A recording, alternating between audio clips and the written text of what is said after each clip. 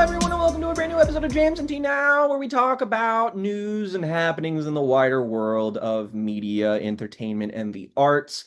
And we finally have a week where things are starting to pick up a tiny bit in the industry. Balls are rolling, things are happening finally. Now, we are going to grace you with said happenings. Firstly, start with some just kind of lower key news. Geordie Greep of Black Midi, who Yeah. was kind of in headlines recently because of the unfortunate, untimely passing of one of their guitarists who, I mean, like, what was he, only like 30 or something? Like Yeah. 28? Yeah. Like something like ridiculously young, like literally our age.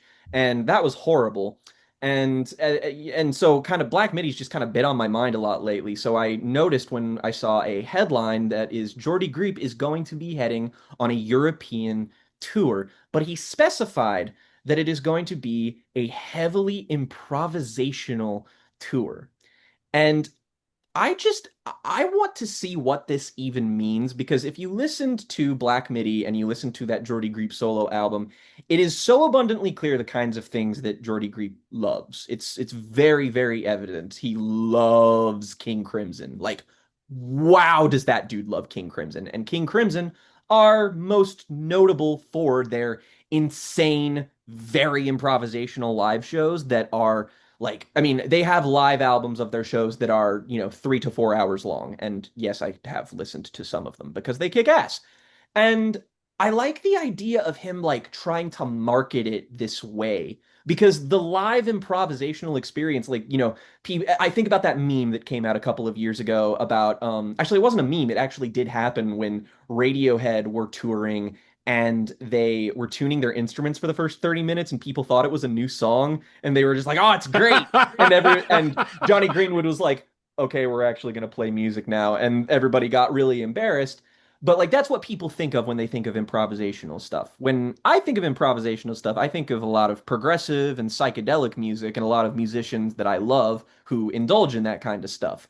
So the idea of selling live music with an improv bent that I'm sure is going to be as bombastic and theatrical as Geordie Greep is awesome because it means like if it's improvisational, that feasibly could mean every single show he plays is completely different than the one before it. And frankly, he's just insane enough to actually attempt that. Has there been a kind of angle like this presented before? Because I genuinely can't think of one.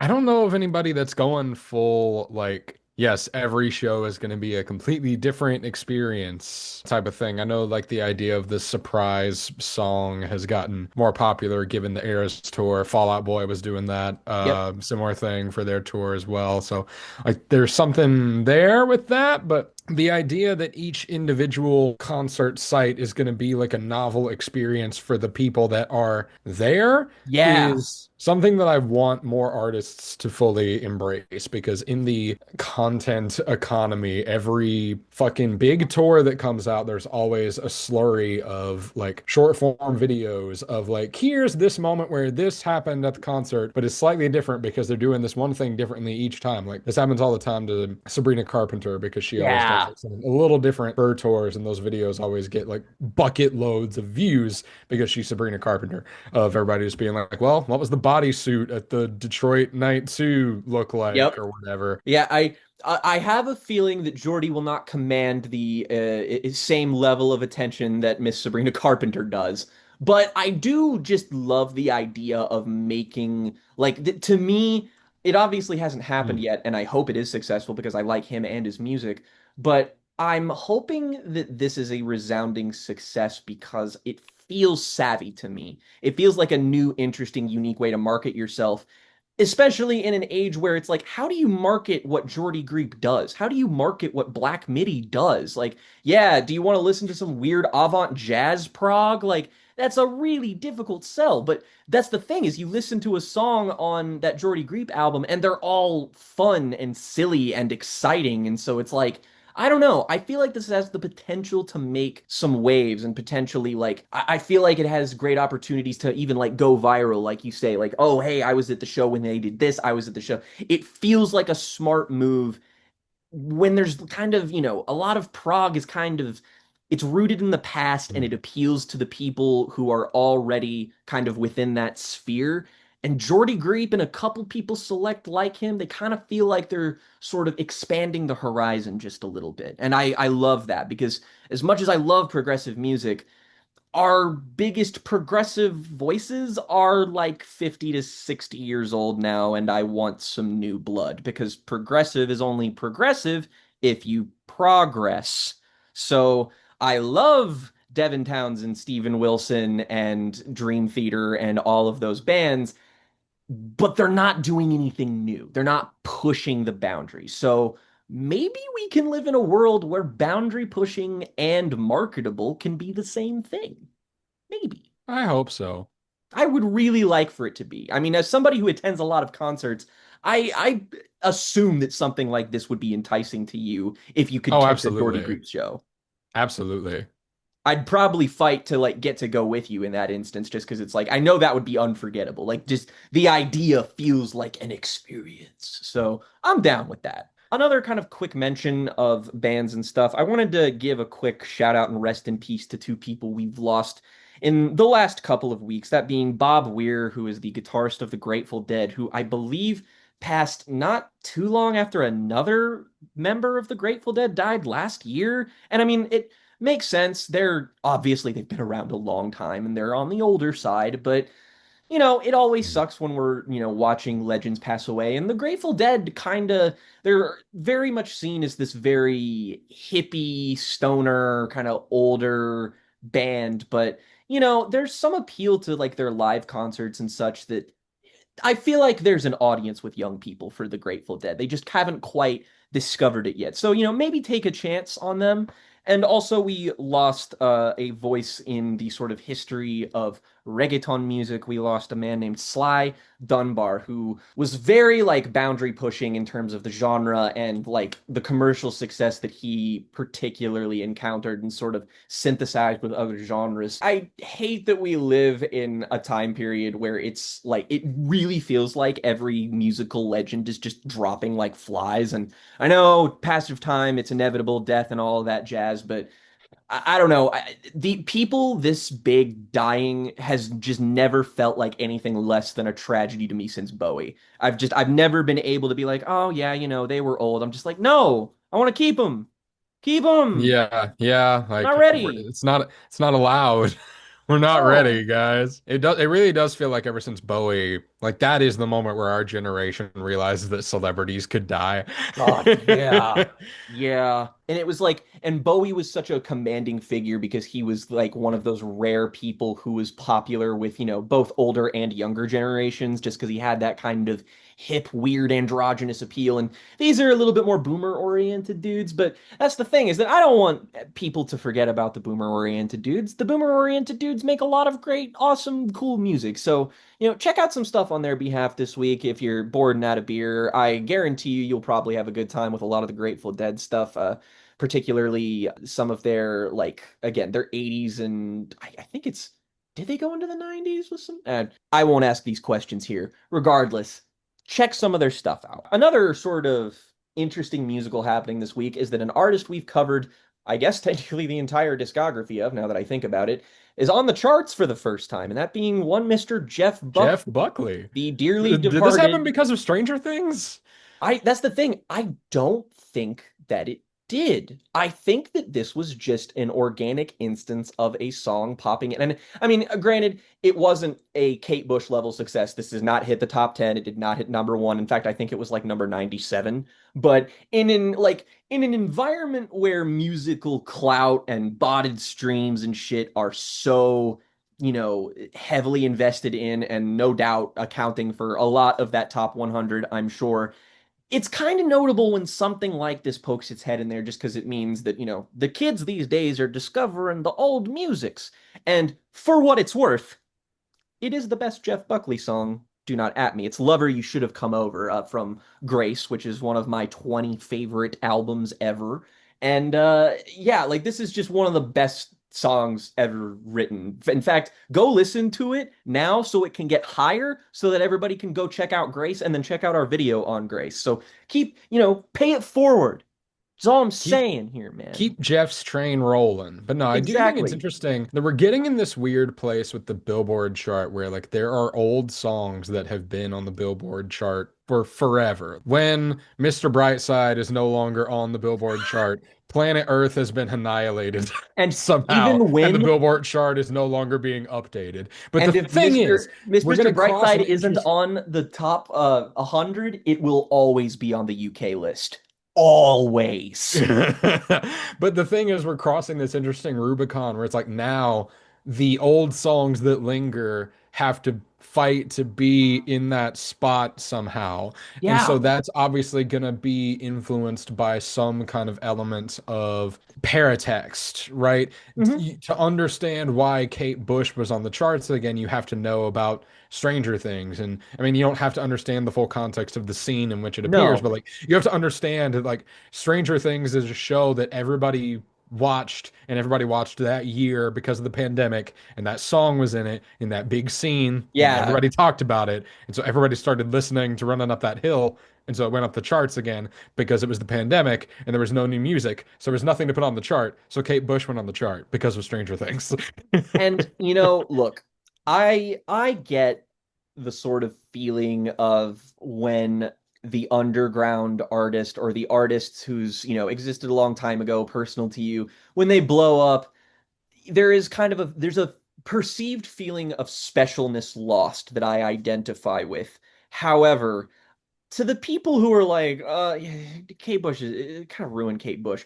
If you let a successful single ruin an entire artist for you, I think that might be more your problem than whatever societally allowed that to happen. Because, like, listen, man, I Dude, try am being a Beastie Boys fan. Try being somebody who tries to hold up the artistic a integrity Beastie of the Boys Beastie Boys. gatekeeper, and it's just a man face planted into the ground. It's like stood zero chance. Like, that's the thing though. I want more people to get into Kate Bush. I want more people to get into Beastie Boys. I don't care if it means that it feels a little less special to you because it's these songs being discovered by new people is a good thing. And that's why I was all for it there. And that's why I'm all for it here. And I kind of feel like this is even more pure because, again, there isn't a running up that hill scene to attach this to. It's just an excellent fucking love song with a gorgeous fucking accordion in it. And you just don't fucking hear accordions in songs anymore. God damn it! But Bring it use this back, as an excuse Chapel. to I'm spin counting on grace. you. Yeah, yeah. Thank you for keeping that alive. Speaking of things that are, somewhat adjacent to Kate Bush, I suppose. But by all means, I want this to continue to happen just because, I mean, it lets people discover music like that. I mean, like you said, there are songs and singles and albums that have remained in that top 100. Like, I think it was a piece of trivia in one of the quizzes we did one year, but like Fleetwood Mac's Rumors has been in the top 100 for like 50 years. I don't think it's straight, but 50 cumulative years. And that's, oh, oh, Jesus, how did that happen? Stevie Nicks wrote Dreams in 10 minutes on a napkin, and you can't escape that song. That's kind of That's the power. awesome. It's the power of music, I man. mean, it kind of is It's in what the a show is very all about.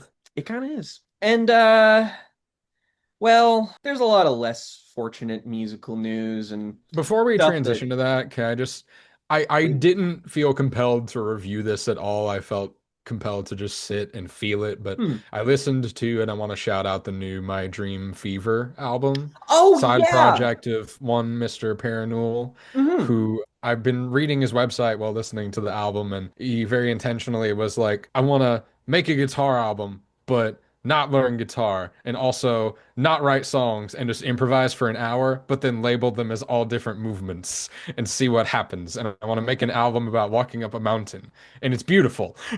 Oh man, I love that. I love that kind of stuff. The way he talks about like the process of music and stuff, it reminds me a lot of Phil Elverum, just kind of a guy who no matter what his limitations are at his disposal, he's going to pursue whatever idea, whatever natural calling he feels, and he's going to ruthlessly pursue it until he accomplishes whatever he's going to do. These kind of self-determined DIY artists that I love that we're still talking about. Like, I love the fact that Parannoul feels like he's just as relevant in 2026 as he was in 2021, which is nuts. I mean, and he's been making music under different names for almost like I think 12 years now. So like I'm pretty sure he had a musical project before Paranormal that was called like Last Star. I think it was all one word. I've listened to some of it, and some of them are like soft demos for Paranormal tracks and stuff. But the anniversary of the album that came out after that that we review very favorably, one of my favorite albums of the last couple of years, popped up in my Insta feed the other day, and I was like, I'm really glad that Parannoul wasn't one of those guys who just kind of disappeared. I'm very glad that he's still getting a sizable push within the critical sphere. Yes. So great new My Dream Fever album. Go listen to it. Love you, Parannoul. I will get on that ASAP. ASAP. Sorry, I just for some reason needed to reference the 2010 ASAP Rocky mixtape, I guess. So we're getting the return of Harold Styles in the coming year. Yes. And this was odd because the only two times we've talked about Harry Styles on this show is we talked about him when I remember it was shortly after Rhea and I started dating, and we were talking about how Harry Styles feels like he's one of the most exciting voices in pop music, and we really couldn't wait to see where he went afterwards. And that was 2021. And then he decidedly went into making Harry's House, which is the most boring fucking album ever. And so that As it very, was, good song, defining song of yeah, its era, bad th- album. yeah, it is that is a good song with some nice polished Strokesian production, and he's got a good vocal line, good, good production as it was, solid song, but on a complete nothing burger of a record. And then it was just kind of like, oh, his momentum just seemed like it stopped because it was like that coinciding with the immense flop of Don't Worry, Darling, and him in Don't Worry, Darling being like, oh, maybe she should have let him like keep the accent instead of trying to do whatever the hell this is. I've been kind of like, just because it feels like Harry decided to pursue the least interesting version of himself. The worst thing an artist can do, in my opinion, these days. And now he announced his the new album that will be coming out this year, which is amusingly titled What is it? Cry all the time? Kiss All Just the Time, period, disco, comma, occasionally, period, which is just the most fucking insufferable title I could have possibly imagined. But, like a pretentious album title doesn't affect the quality of the music.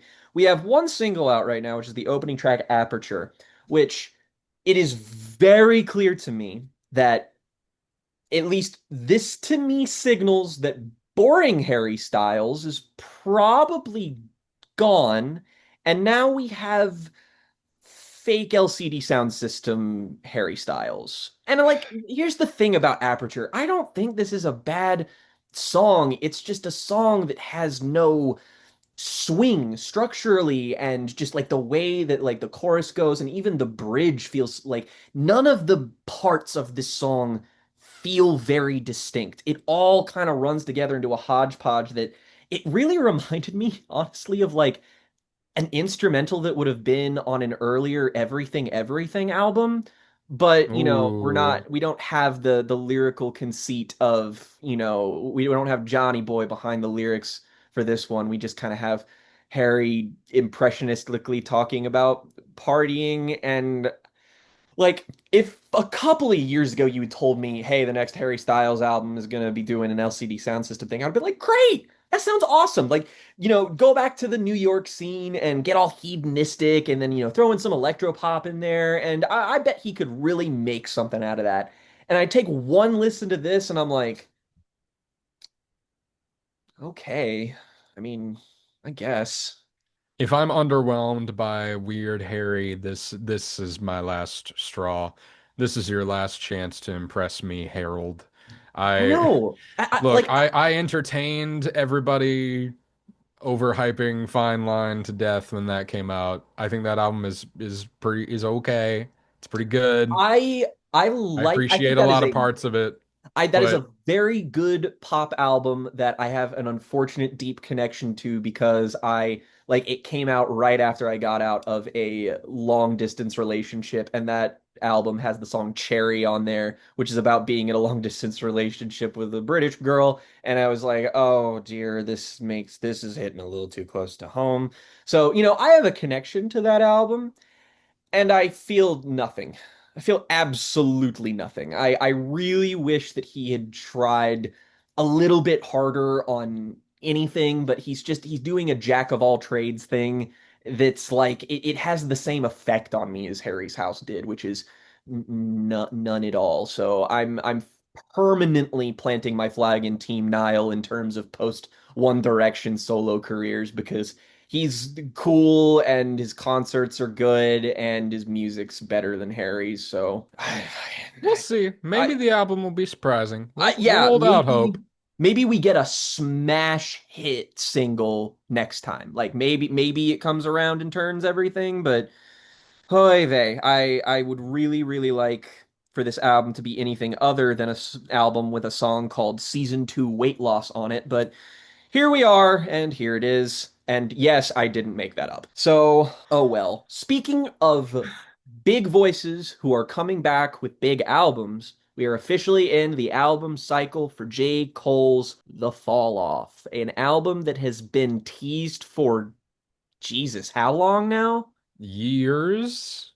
Multiple, like at least three, I think. Because there was a fall off on the way. Well, he had that album that he deleted that was Yeah. like, oh yeah, and by the way, the fall off is coming. I promise. I just had to stop and make this album that I'm gonna delete in 10 days.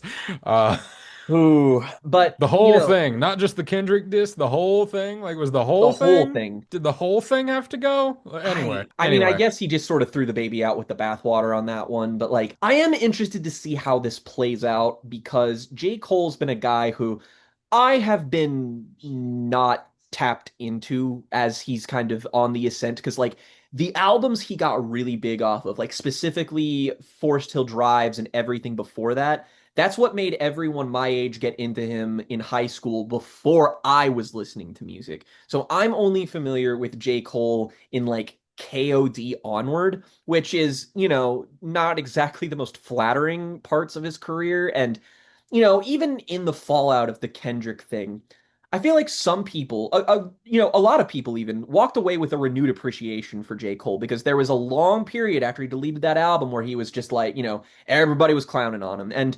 Riley and I were really frustrated by that because it was like, yeah, it was kind of dumb that he got involved in this at all, but like he is doing the right thing by being the better person and just being like, nah, I'm out. Like, I feel like that's a big move of him, and it shows that he's mature and thoughtful. And I didn't necessarily expect him to do something with that level of self-awareness. And I'm glad to be proven wrong. It made me reevaluate my opinions on J. Cole.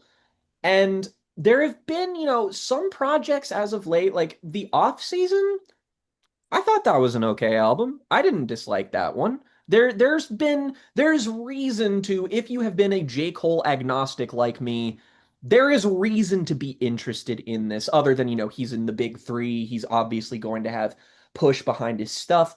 But there's so much less of an idea of like what a J. Cole album is. Like when you get a Kendrick record, granted, he's obviously going to attack it from a specific angle of some kind, but you kind of know what you're in for. You get a Drake record, you kind of know what you're in for. J. Cole, I feel like there's room here. And not to mention, with Dreamville employing so many great artists on that label who they have treated very, very poorly, the least he could do is give them some really fucking good feature work on this album. Like I'm Uh, really expecting and anticipating like a fire ass Jid verse to be on this record. I guess I just still don't understand what the fall off is supposed to be. Like for an album that's been so extensively teased, Yes. what's the hook here? Because like he's teasing it on first person shooter, he's teasing it on 7 minute drill, but like what is the album actually doing? What is it going to be about? What purpose does it serve? Like I know when KOD was about to come out, he had done all this work to be like, and the album is this, and the album is this because it's Hmm. about this. And this is why I did certain things with the like marketing and the artwork and things like that, because I want it to represent all these things.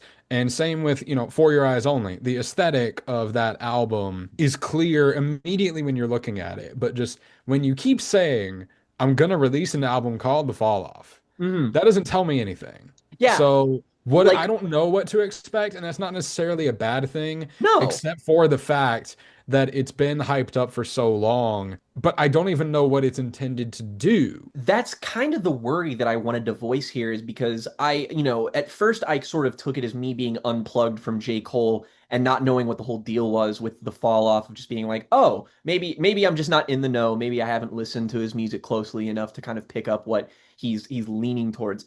But from what I can gather, it doesn't like there seems to be an implied concept or narrative of some kind, but I don't know what that means. And I feel like with the buildup and anticipation that, like, there was still friction in the Kendrick thing. I feel like people are waiting with anticipation, and I feel like that this lack of expectations or defined expectations, rather, will kind of it has the potential to really bite this in the ass.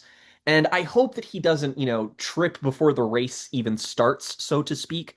And he has released an EP, by the way, that I don't think is on streaming or anything yet, or maybe it's on a specific streaming service. But basically, he's dropped something, and I've listened to a little bit of it, and like he sounds good, beats sound good. I am very, very cautiously optimistic because even at his best, Cole just never connected with me because I feel like the type of people that go to J. Cole for a specific thing, I go to specific rappers for that thing, and I don't want to say this in as plain a terms as are appearing in my head, but I do just kind of think that a lot of those people do what he does better. A lot of people like J. Cole because he's sort of personable and a little bit more down to earth, and he's a little bit more like he's got a bit more perspective than somebody like Kendrick or Drake who have a lot of ambition that could, tend to blind them and has blinded them from things in the past.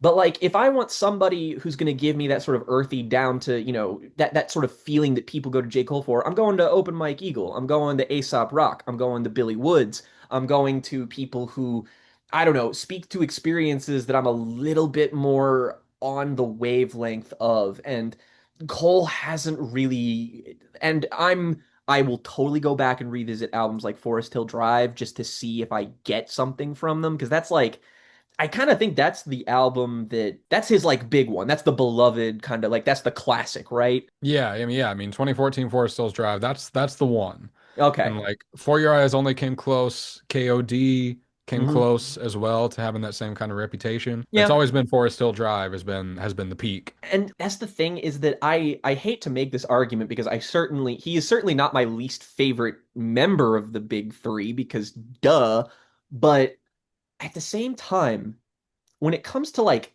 catalogs, like classics, pound for pound, I kind of think it could be reasonably argued that J. Cole has the weakest catalog of music of Kendrick, Drake, and him. Like, look, He's not had anything that has changed the game like Nothing Was the Same.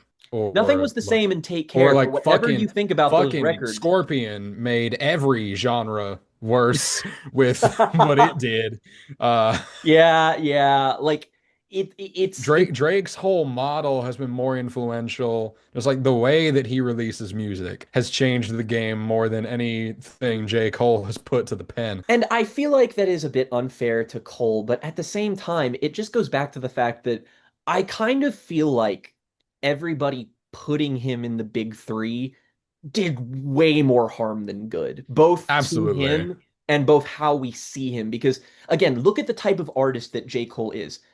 Does he belong up there with Kendrick and Drake? You can make the very logical argument that Kendrick and Drake don't belong in the same grouping because they're so different.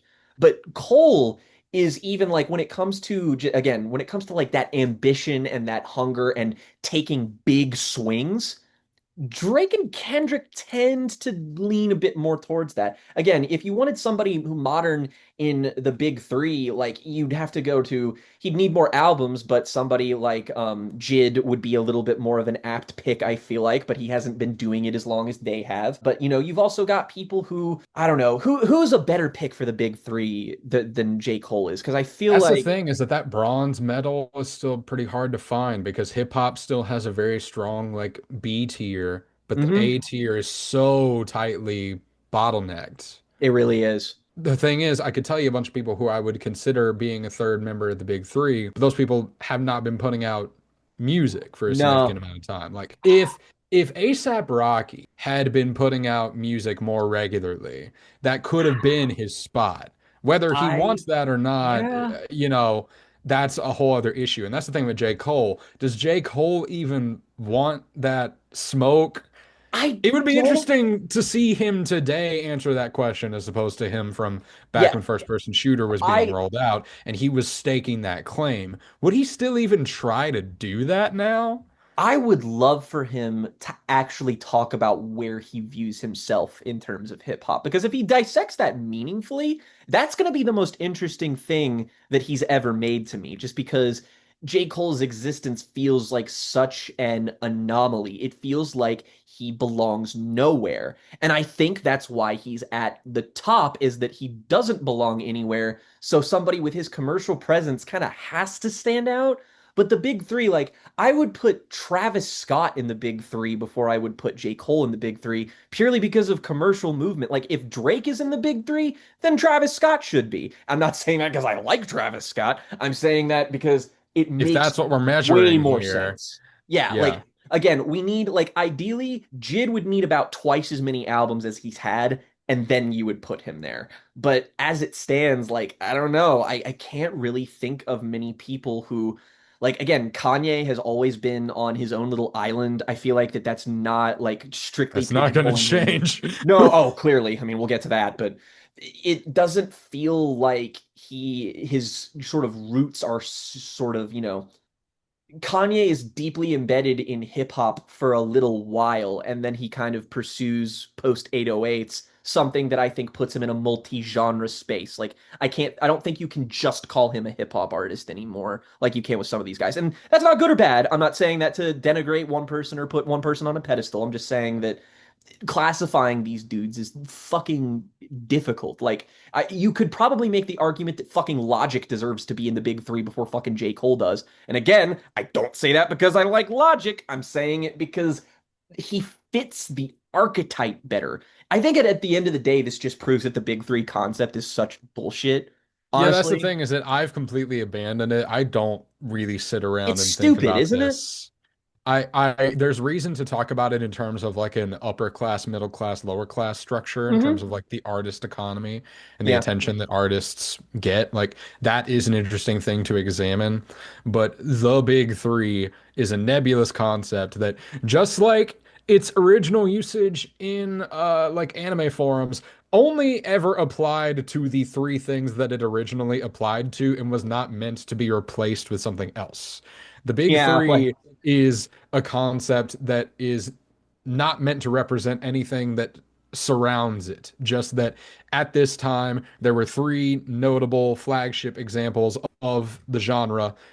It represents the genre at a specific time period more than it does any of these particular artists at a height of their powers. It just is what it is. You don't try to slot in like, I think it's Demon Slayer and Jujutsu Kaisen and Delicious in Dungeon. Like we just don't do that anymore. And I don't no. see a point in trying to do that for this It either. it's because a big three implies a hegemony that doesn't exist anymore. It's like we're talking about all these rappers that are so difficult to put into a box. And that's it. That's it, is that we live in a market where there's so many different ways to get where you are and stay there that you can't Mm. measure people's success the same way. You can't, like, once you reach a certain threshold, you kind of break the glass ceiling and the industry just kind of has you on life support no matter what. Who actually knows how well the last couple of Drake albums have even done? Like, take away the industry support, what does that exactly leave you with? Like, you have We so got a many whole court people. case that's gonna attempt to help us figure any of that Oh, out.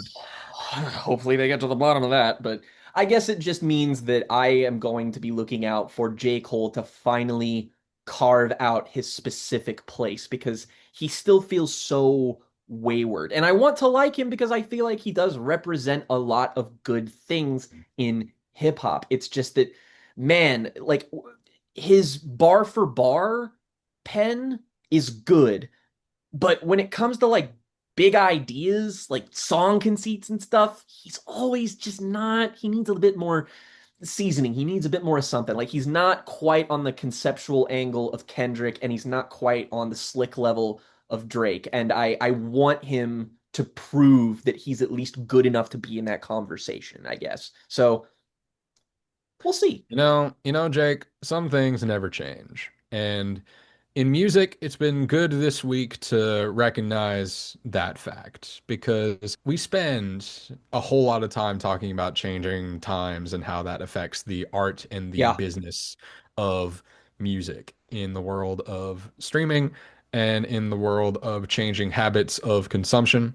Hmm. But it's nice to know, at least just so that the truth is out there, that Payola's still alive and well, baby. Oh God, country music level payola shit is happening right now. My God. We need to talk about Ack. Fucking ack. A sentence God I damn never it. thought I would have to say before you got me doing this Jams and Tea Now crap, The but here only we people are. I ever expected to say we got to talk about Ack are members of federal law enforcement because he should probably be in fucking jail. But So, that's a whole different issue. to go over a less disturbing DJ Academics controversy, let's talk about him on stream attempting to threaten Lil Baby by releasing the secret that he was being paid by Lil Baby to promote Lil Baby's music. Oh my God. I So the can't thing believe is, it. the DJ Academics, I mean, I've always just kind of seen him as the guy who's an embarrassing Drake shill. Like, Yep. Yep. what's his name? Los Pollos or whatever. Yeah, That guy. Los Pollos TV, that dude. Who is in his own hot water right now that Oh I don't want yeah. to talk about. But anyway, back to Act. He just got on camera and completely embarrassed himself in a way that is Showed his whole ass. on par with James Somerton looking into the camera and saying, "There's not three or four." Oh God, yeah, Like it's yeah. that That's level of you have accidentally completely unfurled your whole scheme and possibly compromised your entire operation. And obviously he hasn't because he's probably going to be fine. But I just think it's funny to talk about and funny to laugh at. So I just wanted to take a moment to laugh at that. it's kind of nice to be validated by real, irrefutable, from the source proof that every sneaking suspicion you've ever had about somebody is completely right. Because I mean, like, it's not even like there's a misunderstanding here. There is recorded, documented footage of DJ Academics being like, "You can't buy me," and then meanwhile we have this thing happening, and he's just like, "Oh yeah, he paid me, and I covered his stuff," and it's like, "Oh brother, like." This is represents a larger sort of dissatisfaction with establishment gatekeepers that honestly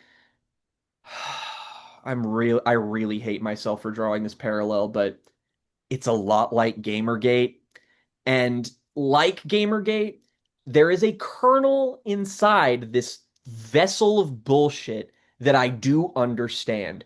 And that it's that the critical hegemony of everything. God, it's so milk toast marketing bullshit. Like criticism, actual criticism in realms like games and music and film, like you need to look to find people who are actively engaging in criticism and not soft advertising the product that they were paid to give. And there's a For the lot of people record, who are frustrated by that. But for the record, you're going to find good versions of this in independent circles, right? Mm-hmm. People who want to 100%. build something from the ground up, from, the bottom of the media ecosystem, just Yeah. want to like build a website or start a podcast or make a YouTube channel or whatever. You can find thoughtful criticism that will change your life Yeah. anywhere, still to this day. But I see completely where you're coming from, where like we just keep seeing like people getting laid off who write about things critically, people that get laid off from like websites like Eater or The Verge just lost a bunch of its video game writers. Yep. And like criticism will always be the first thing to go because the people that make the product will pay the websites to write about the product. And And so the critics who want to have something to say will always be the first ones on the chopping block when the money is tight. The people who aren't interested in like taking the money to promote the thing, that's always going to be the first thing to go. And don't want to get on my soapbox and just be like, and that's because we're better. It is, but it's also because like it's genuinely that's not where the money is, and I understand that. yeah, I'm not trying to be like the system is broken. Like I understand why these websites make their money the off of system promoting is the broken because products. I'm not a part of it. Like, Yeah, the there's kind system is of broken because the thing that I do doesn't make the most money compared to yeah, things that other people can do. but like I hone in on games for a specific reason because like how rare is it that like a big heavily pushed and marketed game gets below like an 80 metascore? That doesn't happen. That unless a game is a fucking trash ass dumpster fire that barely works, you won't see that. And I feel like that is just kind of like just feeds into this nexus of how people look at criticism and how people kind of respond to it in a knee-jerk way of seeing scores and then immediately being like, ugh, they only gave this person to this, and they don't like engage with what they're saying. It's why I always found people bitching about pitchfork scores kind of annoying. Is that yeah, I would I'm say sure I've Pitchfork been has that same problem, right? There's in this, it's a stan culture thing in the music yeah, business where it's like they just show up with the screenshots of like, Pitchfork gave this album a 6 and they gave this album a 3. Pitchfork is so dumb, aren't they? and And so it's like the now you're right. It is a carryover from Gamergate because now somebody who sits at the top of the like brand has to make sure that the brand doesn't catch the ire of the Barbs or yep, whoever, right? Whoever it is. The Barbs is just one example. But yes, there are it's people who are fandom that has more basically brought us here. there are people who are more concerned about the brand not getting like smoke from people on Twitter who ironically enough will not even be catching that smoke. It will be the writer because people will DM the writer on Twitter and tell them to kill themselves and then post the screenshots that don't have the writer's name in them. Not Uh, that this has happened to any close personal friends of ours, except that it has, and I hated that. And if you ever have done something like that, go fuck yourself. But it feeds into this larger distrust between the audience and the gatekeepers. And whether or not the gatekeepers should or shouldn't be there is kind of irrelevant at this point because this economy has brought certain people up and brought certain people down. But it means that actual criticism that isn't just being like, hey, this, album, game, movie is functional, so I'm going to give it a positive rating. Like, that's why people are so disillusioned with critics and stuff is that they're used to these things not mattering, that these things are only in absolutes, they're only in binaries, they're only fresh or rotten on Rotten Tomatoes. Like if something is a 6.3, they think that the person who wrote that review thinks it's fucking garbage. If I give something a 6.3, it means I really fucking liked it and thought it was good but not, stellar. Like people think about these things differently, but they have a large trust because they know that the people who are the gatekeepers are also the system. They have been sucked into it and thus will, give you whatever slop is given in front of them, and then they will perpetuate it, and then more gatekeepers bring up, and then it just kind of creates a snowball effect. It sucks. and And the potency of the reveal of DJ Academics is just like it's not a surprise, no, but least surprising thing ever, in fact. I was just surprised that it was Little Baby that he said that about. I know, So, like, what a although to be honest, random name to bring into this. it makes sense though looking back because like he's not going to turn coat on Drake. No. He's going to turn because it's when you do something when you have you ever had a dream?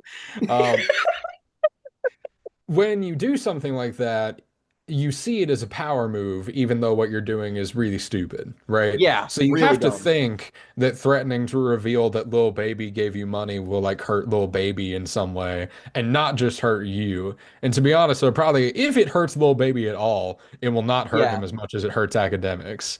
God, it's so funny that like, you bring that up like on a psychological level. It's like Ack thinks he's doing this thing where he's like, I'm important enough so that my opinion matters, which is why people give me money to advertise their stuff. Meanwhile, if you dress down the bullshit of that statement, what he's actually saying is any schmuck can get a huge audience, and then if you have enough money, you can pay the schmuck a lot of money, and then that audience becomes their audience. And But then that's then, how this all works. his audience sees him do that, and hopefully some of them wake up to the idea that, your man's is just in it for the bag and doesn't care about the art. But considering what we know of people who follow people like And DJ Academics and Aiden Ross, I don't think they care all that much. and that's the thing is that I feel like it's really easy to read stories like this and be immersed in things that happen like this all the time. I mean, hell, we're basically talking about this phenomenon for the second time this year already, and it's still January. But with these guys and with those people that that were net those guys who are not going to wake up from this, the guys who are still going to watch Ack and still take his recommendation seriously, it's not as though the amount of people who give a shit about the arts has changed, and now a huge faction of them are these kind of purely content-brained people who will just kind of mindlessly consume anything. It's that these guys are extra guys. The same amount of people have always given a shit about the arts in a legitimate capacity, and these guys are outsiders who are here because they don't give a shit about any of that. They just kind of happen to fall into a demographic of people that are easily manipulated. And I know that I'm talking about these people in really ungenerous terms, but We're like, we're going let me, full on wake up sheeple well, on like, like let me ACK make this fans right let me make this now. abundantly clear. I have no problem with the phenomenon of being a tourist in something. Like, if you just want to listen to music that's just the same thing that gets recommended in front of you time and time again, go and do that. I like sincerely live your life, do whatever you want to do. It's when those people, it's like what you said with Aiden Ross. It's when those people have clout and when their opinions matter, then I take issue with it. But there is a group of people who were never going to be interested in all of this stuff to begin with. They don't give a fuck about critical analysis. They don't give a fuck about looking deeper and more meaningful into things. And that's fine. Most people are, in fact, like that. The vast majority of them. Don't kid yourself. But it's not as though I don't feel like there is a large amount of people who have, that the arts are in a less healthy place because of these people. I don't consider the engagement that these people have to be artistic in nature. It's commercial. It's like it's over there and it was never going to matter to us in the first place. It's Yeah, I mean, just another demographic for suits to exploit. That's it. We are ev basically conditioned to assume that their opinion matters as much as everyone else does. And if you don't give a shit, you are freely admitting that your opinion shouldn't matter. There are plenty of things that I think about that my opinion shouldn't matter on. It doesn't mean you're lesser. I'm just being real. Yeah, I mean, you never see this because of how like content production works. You don't see the moments where your favorite content creator is like, that's a thing over there that's existing. I sure have some thoughts about it. Mm-hmm. Not going to share that though, for whatever reason the case may be. There are all Like, kinds of times where this happens to us and to whoever else is your favorite kind of person. But I just want to say this. This is one last thing that came up to me in my mind. Every industry always has and always will have hustlers and fakes and greedy corporations. oh yeah. Like, this is the world that we live in. Aiden Ross and DJ Academics are just the hustlers and the fakes who see a profit margin here. That's all there is Oh to it. yeah. They're carpetbaggers. And that's Class. okay. Yeah. It's That not a that's new problem. That's that is that's a great way comforting of to putting me, it. is that it's not a new problem. They are that we have Silicon Valley tech giants who are the modern robber barons, and we have gatekeepers who are modern carpetbaggers. Jesus H. There's gonna be some really interesting papers written about this last 10 years and about 3 decades that I don't want to read. I mean, yeah, Because digital I was there. warfare, cyber warfare is already like a whole subgenre of nonfiction literature that I Yep. find really interesting. But like digital financial crimes is gonna have to be another one where like we're gonna legitimately have to figure out how and why people were able to use like bot views on Spotify to make money disappear or make Yeah, money appear from nothing. it's like these mechanisms do exist. We know they do. I just have no fucking idea how or where or like, where do you go buy your views from? How do you make view bots? I don't fucking understand any of that shit. And frankly, Bot I don't farms really are want the to. new bank robberies when the banks are algorithmically generated. Yeah, I mean, like that's what Bitcoin mining is essentially. I mean, you're just, destroying the environment a lot more than if you robbed a bank. Should probably actually go rob a bank. It's probably more eco-friendly, honestly. Just, do it with an unloaded weapon. Don't hurt anybody. I ain't got beef with you. I ain't got beef with bank robbers. Ain't my money. I don't carry cash. Fuck that. Oh boy. How did we get here? Before we get to the most difficult section of this, the last thing I want to mention in terms of new announcements is the Irish hip hop act Kneecap is coming out with a new album this year. And I have kind of been paying attention to them because a lot of content creators that I pay attention to actually knew about Kneecap a long time ago. Like I follow a lot of Irish creators and they're a big name in Ireland, but haven't been like broken through until last year when their very vocal support for Palestine put them in a lot of headlines and got them in a lot of trouble with all of the worst people so you know that they're chill. And they're guys who they will be rapping in Gaelic on some of these albums. So I wanted to shout this out purely because I would love to cover this. I hope it's good. Their other music is very good. I want to watch the documentary that's about this band that I would say exists. they made like a biopic where they all play themselves. Yeah, like the actual history of Ireland plays a big role into their music and like the socio-economic sort of state that they're in and their history informs them a lot. And in America, we simply do not learn a lot of Irish history. We know the potato famine happened and that's about it. But if you look into again, I didn't fucking learn about the IRA in any single class I ever took I still in my couldn't tell life. you what the IRA is, and I've seen Clear and Present Danger. Yeah, Like I mean, I've seen Patriot games, and I can't tell you what the IRA is actually. and I think that it's cool that these guys exist and do what they do and have also been, again, a really big and sort of unapologetic support for causes that need it. So go check them out, buy their albums and stuff. They're a very small relatively act, but I feel like they're on people's radar now and I feel like that's a good thing just because they seem like chill guys. Like the I love how specifically ever since Sinners had its Irish character. There's also There's been been like a weird Irish boy go renaissance in pop yeah. culture. Well, I've seen many, many black content creators I follow be like, look, some of those Irish folk, they're invited to the cookout. Like they're cool. They got us. And it's like, oh, okay. And then you look and you're just like, okay, Ireland's actually the entire reason Ireland exists to begin with is because a bunch of oppressed people were like, fuck this shit. It's like if America wasn't a giant capitalist hellhole. So go support Kneecap. I would love to talk about them when they come out. And the last thing we're going to talk about today, oh God. So, kind of adjacent to the ACK news in that academics is a guy who's been pounding around and talking about his friend, white nationalist Mexican Nick Fuentes, who's been What? hanging out with yeah, oh yeah, yeah, they're all What? buds. They're all buddies. And a week, Fuentes? oh yeah, a week ago, Kanye, Fuentes, a bunch of right-wing influencers were all partying in Miami or something, and then Kanye got spotted, and that's how it became a kind of news story. And Okay, I that's why he don't took out that full pager. and basically, Uh-huh. Kanye took out an ad in the Wall Street Journal that was a giant kind of, it wasn't an op-ed per se, but it was an apology about, all of the everything.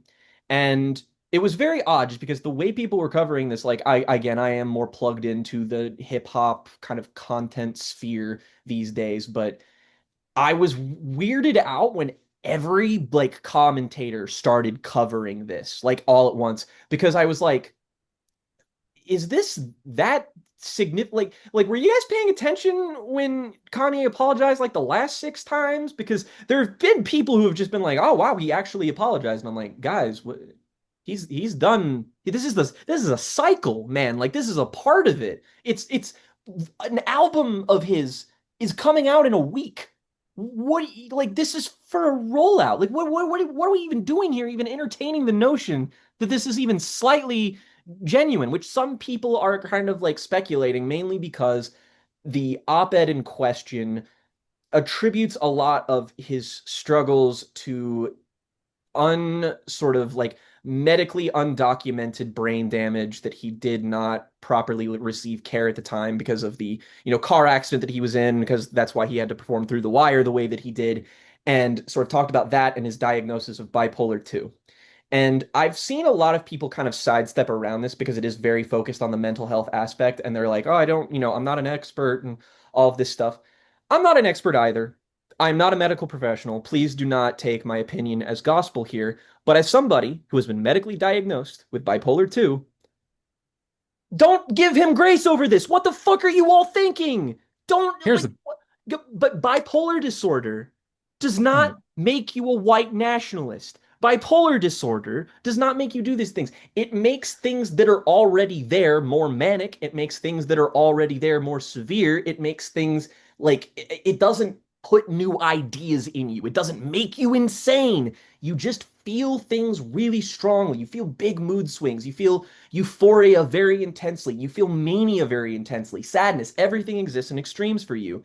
It does not mean you're suddenly like, yo, man, I really love that Nick Fuentes guy. No, no, stop it.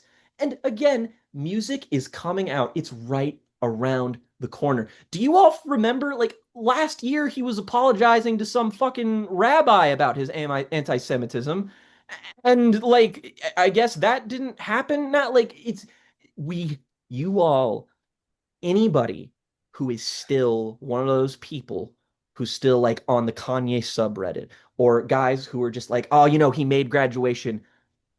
You are all in a cult and you need to stop enabling his and your own behavior. It is mental illness. Please. Nobody's music is worth this level of allegiance. I have no earthly idea why everyone is treating this as though it is somehow unprecedented on some level. And frankly, I've seen a lot of content creators be like, he really sidesteps apologizing to the black community in this in a way that I didn't really find adequate. And that's not my place to comment on, but I have seen that sentiment floating around. I can only speak to the mental health aspect of it. And I say that as somebody who, back when the most controversial thing Kanye ever did was say, that he liked Trump or whatever. And I was like, look, I think this is shitty. I think it sucks. I think it's like mildly irresponsible. But at the same time, we gotta afford this guy a little grace because he's a dyed-in-the-wool contrarian, and a lot of bad things have happened to him, and he's just doing this for attention. And just don't take it seriously. Just treat it as him trying to yell for attention like a child. And me affording that grace to Kanye has bitten me in the ass every single time he's made a headline and every single time he's made a new album. His music hasn't been good for a long time because he hasn't been all there. I have no reason to believe this will be anything different. Do y'all really want Vultures 3? Do you really fucking want that? Come here's the on, thing. man. Here's the thing. I appreciate the work of people who've kept up with like writing about and talking about and thinking about and sharing opinions and insights into what Kanye has been up to for the past 5, 6 years or so. But frankly, where my head is at and where it will continue to be is that I refuse to treat anything that Kanye does as relevant. I refuse to As you treat anything should. that Kanye does as notable, capable of affecting change, a If factor that affects my life. It isn't. Like, I don't care we will about Kanye. absolutely not be covering the new album because I have zero interest in it. And you can probably find my opinion in the Donda review where I get so drunk that I almost pass out because I I'm didn't not want to review that stupid fucking album. I'm not the person that you want to hear attempt to review a Kanye album in 2026. Anyway, I don't have the credibility for that, so I'm not going to Yeah. go there. I have not Um, earnestly cared about this man's music in 10 years. Like, actually, it has been 10 years since the last time I decided to actually engage with something that Kanye had made in a way that wasn't me just tolerating his fucking bullshit. I can't. He, like, the guys, like, I do this both because I think it is genuinely unhealthy for all involved, and just because, again, how many times do you all have to parrot the but he made he graduate, made like, graduation. guys, like, first of all, graduation's overrated as fuck. Secondly, again, there's not, I don't feel this level of connection to any artist. All of my favorite artists, if they did half of what Kanye did, I would drop them in a moment and never look back. And I'm not saying that because I'm a great person. I'm just saying that because I can easily compartmentalize things, and this is one thing that I just don't want to fucking deal with. But the fact that everybody is so deep in denial, it's like, guys, it's been 10 years. This is psychosis. You all need help. Please, God, you need to like, some people are just beyond helping, and he's one of them. Who knows, like, there's that whole stuff about, The thing him is that being, he can't get the help that he needs with the platform that he has. no, He can't, no. the attention that he wants from taking out that Wall Street Journal ad and from putting Hmm. this album out next week is not going to fix the problems that anybody has with him. No. It's not gonna fix anybody's negative feelings about him on a personal level, right? The new Kanye West album is not going to change your mind about Kanye West. No. Whoever the fuck you are, it won't. And It's here impossible. here's the thing about why I find this also baffling is that, like, I want you to, like, logically follow this line of thinking for a moment, and I want you to tell me if this actually makes sense to you. Kanye West, noted associator of, right-wing influencers and, Trump supporters and all that kind of stuff, Alex Jones, goes, yes, Fuentes, goes to a club in Miami, a very public place, a very public forum, starts playing his song that homages the Big H himself alongside people like Nick Fuentes, gets caught in the press, and then a couple days later releases this op-ed being like, hey, I'm sorry, all of this stuff. For you to believe that that is sincere, you have to think that Kanye went to this club with these people under completely wholesome pretenses, and he had played that absolutely song. no idea the things that people like Nick Fuentes have said on the internet. He had to have no idea the kinds of people that these were. And it's not like Kanye himself has exhibited these tendencies either. And then he gets caught, and then he thinks, oh, shucks, that's not how I wanted to be seen at all. I'm sorry. No, you're fucking not. You wouldn't be in a club in Miami with Nazis if you were embarrassed to be seen with Nazis. It's all PR. Guys, come on. Use your brains. This is not, this is the dictionary definition of I'm not sorry I did something. I'm sorry I got caught. Because what children do. Guys, just It's do me, over. just what you need to do, quit cold turkey and find another artist. There are thousands of them. Thousands. Please stop making your life miserable waiting for And Kanye to come save you. Go and find something that means that much to you, if not more. You will find it. I promise. I'm not one of those people who's also going to be like, Kanye was never good. Factually fucking inaccurate. Dude has, like, conservatively, five bona fide classics under his belt. And I really love most of them, for the record.